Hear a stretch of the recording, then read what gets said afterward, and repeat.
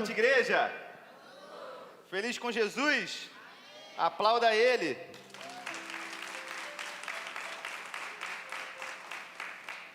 Irmãos, confesso que hoje eu estou mais nervoso do que normalmente. Estou nervoso, Dinei tá nervoso, né? Estou nervoso, me tremendo todo. Mas Deus é fiel, amém?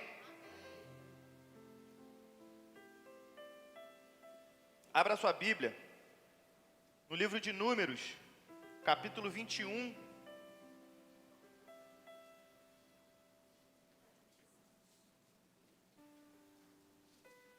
Versículos do 4 ao 9. Repita comigo assim bem alto: a cruz, antes da cruz. Mais uma vez, a cruz, antes da cruz. Amém. Vamos ler versículo 4 ao versículo 9. E eles partiram do monte Or pela estrada do Mar Vermelho, fazendo um desvio ao redor do território de Edom. Mas o povo ficou impaciente, irritadiço durante a jornada e começou a reclamar contra Deus e contra Moisés. Por que vocês nos arrastaram para o Egito para morrer nesse lugar abandonado? Não há comida decente nem água. Não temos mais estômago para suportar essa situação. Por causa da reclamação, o Eterno enviou serpentes venenosas. Elas morderam o povo e muitos morreram. Os israelitas disseram a Moisés: pecamos ao murmurar contra o Eterno e contra você. Ore ao Eterno e peça que ele tire essas serpentes daqui. Moisés orou pelo povo. E o Eterno disse a Moisés: faça uma serpente, coloque-a no alto de um poste. Aquele que for mordido e olhar para essa serpente viverá. E assim Moisés fez uma serpente de bronze, flamejante, e a prendeu no topo de um poste. Qualquer pessoa que fosse mordida por uma serpente e em seguida olhasse para a serpente de bronze, sobrevivia à mordida. Curva a sua cabeça. Senhor, Deus e Pai, graças te damos, ó Pai, nessa noite, pela oportunidade de poder nos reunir em liberdade para adorar o teu maravilhoso e santo nome. Nessa hora, ó Pai, eu coloco nesse momento essa palavra, ó Deus, os corações, os ouvidos, ó Pai, que o Senhor possa ministrar em cada coração de forma especial e particular. Ó Deus, que da mesma forma que essa palavra falou comigo, Pai, me confrontou, possa confrontar a tua igreja, para a honra e glória do teu maravilhoso e santo nome. Amém. Irmãos, estamos diante de um texto onde o povo hebreu estava passando 40 anos, já tinha passado 40 anos de peregrinação entre o Egito e a Terra Prometida. E esse livro, Números, no hebraico significa Bemidbar, que Bemidbar significa no deserto. E era a cultura do povo hebreu colocar o nome do livro com a frase inicial, algo que tivesse contexto com a frase inicial do livro. E o livro começa: e falou o Senhor a Moisés no deserto, Bemidbar. E no deserto, esse sentido teológico de deserto, é no deserto onde Deus forma o caráter do seu povo, é no deserto onde Ele prova a sua fidelidade, a sua santidade, onde Ele exerce disciplina e exerce graça. Ele ensina o povo a depender exclusivamente dele. Essas são algumas das características que são presentes nos textos onde falam de deserto. Ou seja, deserto, Bemidbar, é onde o povo de Deus deixa de ser multidão e passa a ser nação de Deus. É no deserto onde acontece essa exortação, onde acontece esse aprendizado, onde o povo sai de apenas multidão e eles começam a ser um povo escolhido do Senhor, se tornar nação. E a situação do povo aqui, no capítulo 21 de Números, é que o povo tinha acabado de ser liberto. O povo tanto pediu pela liberdade, Deus usou Moisés para direcionar o povo e libertar o povo do Egito. Só que esse texto aqui revela o que tem no coração do povo. O povo tinha sido liberto do Egito, mas no coração do povo tinha incredulidade, rebelião, ingratidão, idolatria. Irmãos, é um livro que mostra para nós que nós precisamos sair do Egito. E não basta só sair do Egito. O Egito tem que sair de dentro de nós. Olha para o irmão que está do seu lado, fala assim, ó, não basta sair do Egito. Fala um pouquinho mais alto, só com vontade. Não basta sair do Egito. O Egito também precisa sair de dentro de nós. Irmãos, nesse texto a gente encontra um escândalo, juízo, salvação, tudo reunido no mesmo lugar, no mesmo texto. E eu quero começar com uma analogia. Vi um homem que ele tinha herdado cofre com muito dinheiro, tesouro, pedras preciosas, pedras raras, diamante, ouro. E o doador deixou esse cofre aberto com um bilhete. Tudo que você precisa está aqui. Use com sabedoria, confie em mim. E ali esse homem, usando esse dinheiro, usando essa riqueza, não passou muito tempo, ele começou a desconfiar. Ele falou, será que tem mais? Da onde veio esse? Será que tem mais? Será que esconderam algo de mim? Será que tem mais pedras preciosas, ouro, prata em outro lugar? Aos poucos ele ignora o fato de ele já ter essa riqueza e ele começa a correr atrás do que não lhe foi prometido. Esse homem começa a correr atrás do que ele não tinha, porque ele já estava ambicioso e envenenado por querer algo a mais. Em vez de viver a abundância que já estava em suas mãos, ele passa a viver da cobiça e da insegurança, e isso se torna angústia. Então esse homem, com todo aquele tesouro, ele queria mais, ambicioso, começou a procurar uma forma de ganhar, de encontrar outras riquezas em outros lugares. O tesouro ainda estava lá, mas o coração já estava envenenado. Essa analogia eu trouxe para a gente entender um pouco desse texto. O veneno do pecado, ele não nasce da ausência da provisão. A gente encontra aqui nesse texto que Deus já tinha dado, já tinha entregado, já tinha mostrado para eles, já tinha entregado para o povo hebreu algo que eles precisavam muito. Ele falou assim, ó, vocês não vão passar frio de noite no deserto, vou entregar para vocês uma coluna de fogo.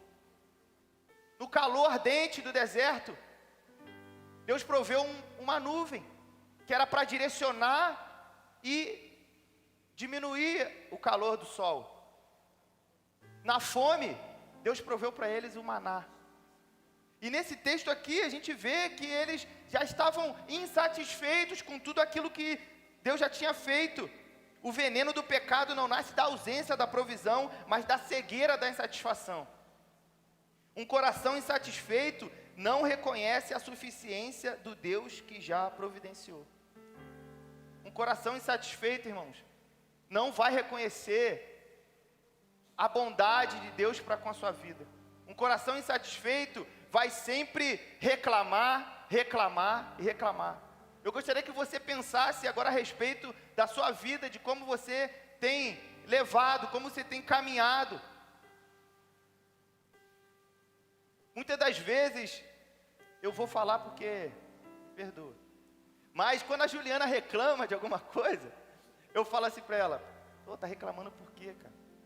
A vida é Deus é tão bom com a gente, cara. É muito bom. Se Ele desse o que a gente merecia, estávamos perdidos, mas Deus é muito bom. Deus, Ele cuida da gente em cada detalhe. Irmão, Deus cuida de você em cada detalhe. Para pensar, se você tivesse que escrever de todos os momentos que Deus te livrou, não libertou, mas do que Deus te livrou e cuidou de você, você não teria linha nem caneta para escrever. Toda vez que a gente vem pela Rio Santos, ainda mais agora, nessa última semana, vários acidentes aconteceram na Rio Santos, acidentes feios. E toda vez que a gente passa na Rio Santos, quando a gente chega em casa, eu falo, Deus livrou a gente mais um dia. Todo dia, irmãos, a gente pega essa Rio Santos para ir, para voltar para o trabalho. Eu falo assim, Deus livrou a gente mais um dia. E vocês, às vezes, tem gente aqui que trabalha com materiais perigosos. trabalha viajando, trabalha embarcado, trabalha fazendo qualquer outro tipo de coisa, dirigindo. Irmão, para pensar o quanto que Deus já te livrou. E o povo aqui já estava irritadiço. E aqui nesse texto eu encontro 4 verdades. Eu quero falar a primeira. O veneno do pecado nasce da insatisfação. Vamos ler o versículo 4 e o versículo 5. Eles partiram do Monte Or pela estrada do Mar Vermelho, fazendo um desvio ao redor do território de Edom. Mas o povo ficou impaciente e irritadiço durante a jornada e começou a reclamar contra Deus e contra Moisés. Por que vocês nos arrastaram para o Egito para morrer nesse lugar abandonado? Não há comida decente nem água. Não temos mais estômagos para suportar essa situação. Em outras versões fala assim, eu não quero mais esse pão vil. Irmãos, isso não é apenas a ingratidão, é o desprezo pela provisão divina. É o desprezo por aquilo que vem do alto diretamente para você. O nosso pecado não começa com atos, com ações, mas ele começa com corações que não se satisfazem em Deus. É aí que começa o nosso pecado. A alma insatisfeita, ela despreza até o que vem direto do próprio Deus para nossas vidas.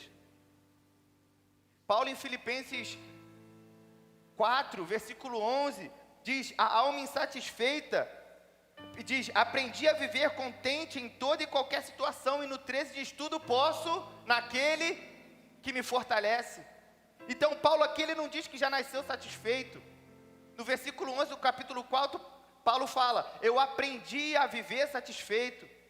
Irmãos, e essa é uma verdade que nós precisamos aprender, a viver satisfeito diante das adversidades, porque nós vamos ter adversidades todo o tempo. Quem aqui está passando por alguma adversidade? Levanta a mão. Tem pouca gente, a igreja está muito abençoada, já foi aumentando. Nós vamos passar por adversidades. E a beleza de tudo isso, de viver o Evangelho de uma forma genuína, é continuar sendo crente, é continuar amando a Jesus e honrando essa aliança que Ele fez conosco. O Evangelho não promete tudo, o Evangelho promete Cristo, e Cristo é tudo. Amém? A alma regenerada, tem um autor desconhecido que diz, a alma regenerada encontra em Deus o suficiente. Será que eu e você temos encontrado em Deus o suficiente? Será que Ele é suficiente para nós? Será que Ele é suficiente para mim, suficiente para você? Então a primeira verdade é que o veneno do pecado nasce da insatisfação. Para ver se você tem sido um homem ou uma mulher satisfeita ou insatisfeita. A segunda verdade, o juízo de Deus é justo, não impulsivo. Acompanha comigo, versículo 6. Por causa da reclamação, o Eterno enviou serpentes venenosas, e elas morderam o povo, e muitos morreram. Irmão, aqui no versículo 6, Deus espalha serpentes ardentes, o veneno se espalha e gente começa a morrer. E quando a gente lê um texto, ainda mais do Antigo Testamento, a gente tem que perguntar o que esse texto diz sobre Deus. O que esse texto me ensina sobre Deus? E a primeira coisa que a gente percebe aqui é que Deus leva o pecado a sério. Deus leva o pecado a sério. Ele não ignora, Ele não faz de vista grossa. Ele não ignora o desprezo que o seu povo demonstrou para com a sua provisão. Afinal de contas, eles não tinham o que comer, não tinham o que vestir, não tinham uma ponto mix para comprar uma roupa no deserto, irmão. E a sandália foi crescendo. Quem dera que né, seria bom para nós comprar um sapato, ele permanecer novinho e 30 anos, 40 anos com sapato, com chinelo. Mas Deus toda hora estava provendo, e eles chegaram a um tempo que começaram a reclamar. Então Deus leva o pecado a sério, Ele não faz vista grossa, Ele não ignora. Segundo, Deus é justo, Ele não é impulsivo. O juízo que Ele envia não é vingança emocional. Ah, agora eles me desprezaram. Ah, então, não vou falar mais com vocês. Não é assim. Deus não olha para o povo ignorando ele e fala assim, agora eu vou tacar serpente, toma, e tá lá de cima olhando, rindo. Não é, esse não é o nosso Deus. Só que da mesma forma que ele não ignora o pecado do povo, quando ele disciplina, é para que haja correção desse povo, é para que esse povo se volte para ele. Irmãos, o juízo de Deus é pedagógico. Deus não quer te punir, Ele quer acordar o coração do povo, Ele quer acordar o meu e o seu coração, quando nós estamos desviando do caminho. Esse é o propósito aqui de Deus com essas serpentes. E para pensar um pouquinho, quantas vezes eu e você desviamos do caminho. Quantas vezes eu e você nos afastamos ou fazemos algo que Ele não se agrada. Muitas das vezes Deus manda serpentes flamejantes, para que eu e você voltemos para o caminho, para que você e eu encaremos Deus da forma que Ele deve ser encarado. Em Hebreus capítulo 12, diz, porque o Senhor corrige quem ama e açoita a todo filho que recebe. Não que esse açoite aqui não é de espancar, mas é de corrigir. É de corrigir quem ama. Ou seja, a correção é um sinal de que ainda há um relacionamento. A correção é um sinal de que ainda Ele olha para você como um filho e não te rejeita. Eu não sei aqui, de repente, se você tem dúvida que Deus te ama, pede para Ele te corrigir. Fala assim, me corrige só para eu ter certeza. Então, a gente percebe aqui que quando Deus confronta, quando Deus nos fere, quando Deus nos disciplina, não é porque Ele desistiu de nós, é porque ainda Ele está nos chamando de filhos. Irmãos, o juízo de Deus, a disciplina de Deus, o castigo, às vezes é a porta que nos empurra para debaixo da graça de Deus. O juízo de Deus, o castigo, às vezes é a porta que nos empurra para debaixo da graça. Para a gente olhar para Deus e falar, Senhor, o Senhor realmente é muito bom, me perdoa. Fazer igual esse povo fez, me perdoa, Pai. Me perdoa porque eu pequei contra o Senhor. E eu consigo enxergar novamente a sua provisão. Eu consigo enxergar o pão. Eu consigo enxergar a coluna de fogo. Eu consigo enxergar a nuvem. Eu consigo enxergar a água. Eu consigo, Pai, me perdoa. Irmãos, a terceira verdade, a confissão gera intercessão. Acompanha comigo no versículo 7.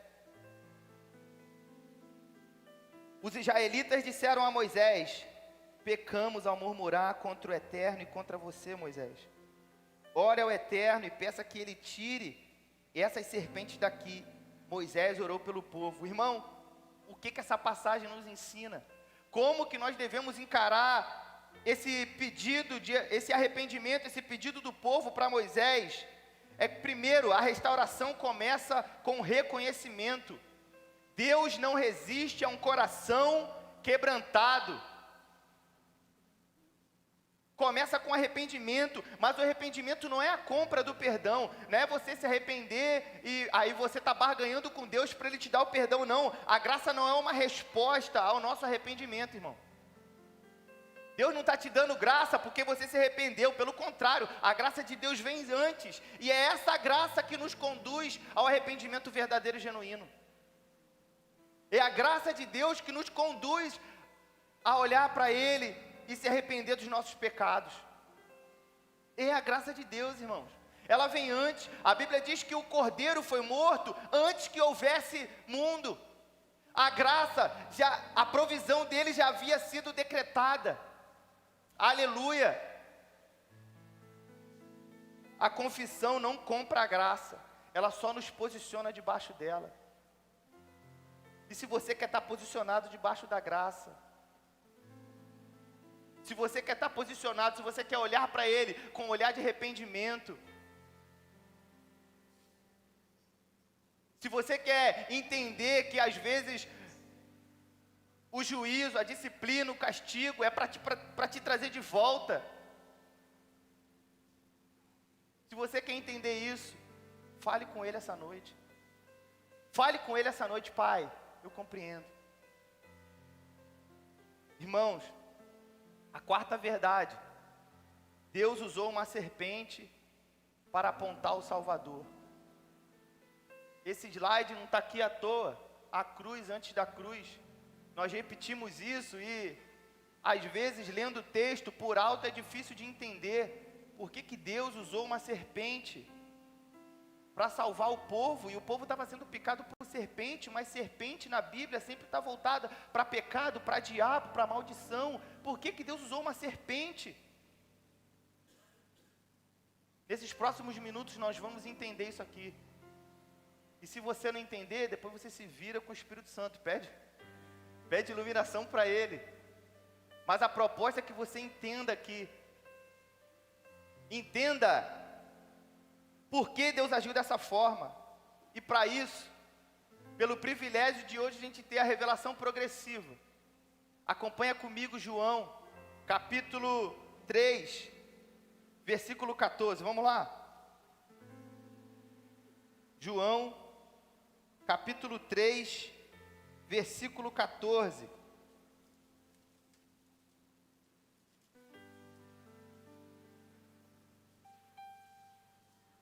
Amém? Diz assim: assim como Moisés levantou a serpente no deserto, para que o povo pudesse vê-la e crer, é necessário que o Filho do Homem seja levantado, para que todos os que olharem para ele com confiança e com esperança legítima, recebam a vida real e a vida eterna. Irmãos, como Moisés levantou a serpente no deserto, assim importa que o Filho do Homem seja levantado. Jesus está dizendo assim, ó, aquela serpente apontava para mim. Jesus está dizendo, aquela serpente lá em Números, apontava para mim.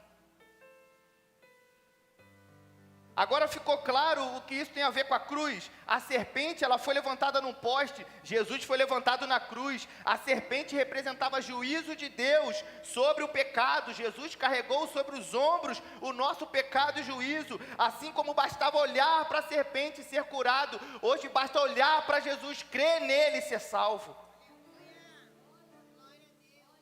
Esse é o link.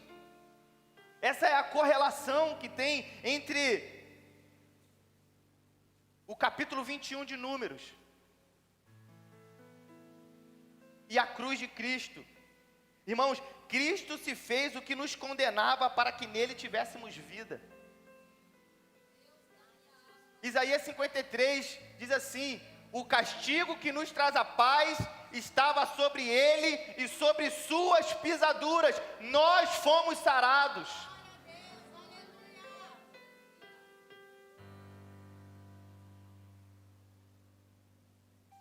Irmãos, imagina um hospital lotado de pacientes, envenenados, não há remédio, não há cirurgia, não há cura, não tem equipamento, mas de repente o médico diz: calma, não façam nada, apenas olhem para essa imagem pendurada na parede, e quem olhar para ela será curado. Parece ridículo, escandaloso, irracional, mas esse é o Evangelho. A cura não está no esforço do doente, mas na suficiência da provisão de Deus. A cura não está no que você faz, mas no que Ele já fez por você. O mais interessante e lindo nisso tudo é que muitas das vezes, no nosso dia a dia, nas nossas relações, alguém faz um bem a nós de forma grata porque nós fizemos o bem antes. Ou então alguém te agrada porque ele conhece, eu sei como é que é a Simone. A Simone, ela é muito gente boa, então eu vou dar um presente para ela. Existem algum tipo de pessoas que gostam de presentear. e às vezes presenteiam sem motivo algum. Só que dificilmente alguém vai presentear aquela pessoa que fez algum mal. Dificilmente alguém vai presentear quem um dia já te criticou, já falou mal de você. Irmãos, mas o Evangelho é isso. O Evangelho é um Deus que te presenteou quando você merecia a morte. É um Deus que te deu graça quando você permaneceu incrédulo e infiel. Esse é o Evangelho. É um Deus que te ama diante da rejeição que você fez para com Ele. E isso é lindo. Porque Deus nos amou mesmo sabendo quem somos lá no íntimo. Mesmo sabendo que somos pecaminosos, falhos, irresponsáveis. Esse é o Evangelho de Deus. Esse é o Evangelho de Cristo. Esse é o Evangelho que está escrito aqui em Números capítulo 21. Por mais que às vezes seja difícil de encontrar. Onde que eu vou encontrar Cristo no Antigo Testamento? Irmãos, Cristo está em toda a Bíblia. Cristo está em todo o Antigo Testamento. Aquele que foi levantado para promover a cura, em Números 21. Aquele que foi levantado para promover a salvação, ele ainda está de pé. O Filho do Homem, ele já foi levantado. Não lute, não fuja, não murmure, apenas olha e creia. Olhe e creia. Irmão, se você quer entender a seriedade do pecado, olhe para a cruz. Mas se você quiser entender a profundidade do amor de Deus, olhe para a cruz de novo. É olhar para a cruz, irmão. Mas não é olhar para a cruz e crer, somente eu vou crer, eu creio que Jesus veio aqui na terra, eu creio. Eu creio que Ele é o Filho de Deus, está tudo certo, não é esse crer, irmãos. Porque parece até que é fácil. Crer e será salvo. Parece que é simples. Eu vou crer que Jesus veio aqui e vou ser salvo. Não é isso, irmão. Esse crer aqui remete a você perceber, compreender no mais íntimo do seu ser que aquele castigo de cruz era para você e para mim. Isso é crer de verdade. É crer que aquele castigo era para eu estar pendurado lá no madeiro. Era para você, Eliette, estar pendurada lá no madeiro. Mas é um sacrifício vicário. É um sacrifício substitutivo. Ele tomou o nosso lugar, irmãos. Esse Deus já tinha premeditado nele, já tinha definido esse plano. Eu vou morrer e vou ressuscitar pela Letícia, pelo Raimundo, pelo Juninho, pela Jeane. Isso é graça. Isso é a graça de Deus. Foi naquela cruz que Cristo morreu como pecador, para que eu e você vivêssemos como justos. Hoje nós somos justificados pelo sangue de Cristo Jesus. Irmãos, essa verdade precisa preencher os nossos corações.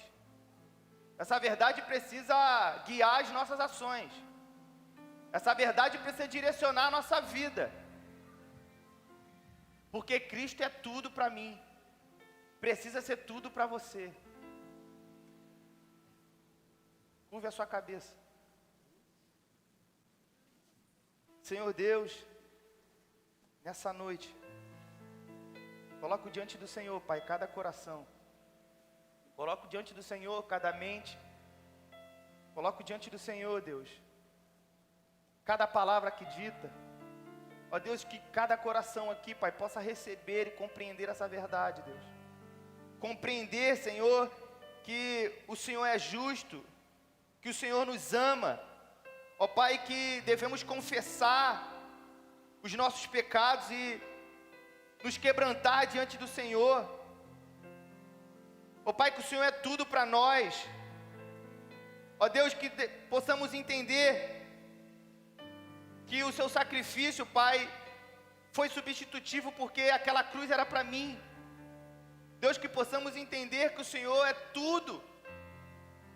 Ó Deus, que pode acontecer de nas adversidades da vida perdemos entes queridos, bens materiais. Deus, mas nada vai tirar nossa esperança. Nada vai tirar nossa esperança. Porque o que precisava ser feito já foi feito. Feito por amor naquela cruz que havia sido apontada no Antigo Testamento. Se cumpriu no Novo Testamento. E hoje nós vivemos na plenitude dos tempos, Pai. Vivemos sabendo, ó Pai, que o Senhor é o Filho de Deus, o Cordeiro que se fez carne, habitou entre nós, o Pai de Israel, a brilhante estrela da manhã, o próprio Deus que nos salvou. E que essas verdades estejam tão implícitas em nossos corações, que nós apenas, ó Pai, desfrutemos do privilégio de poder compreender as verdades bíblicas, em nome de Jesus. Amém.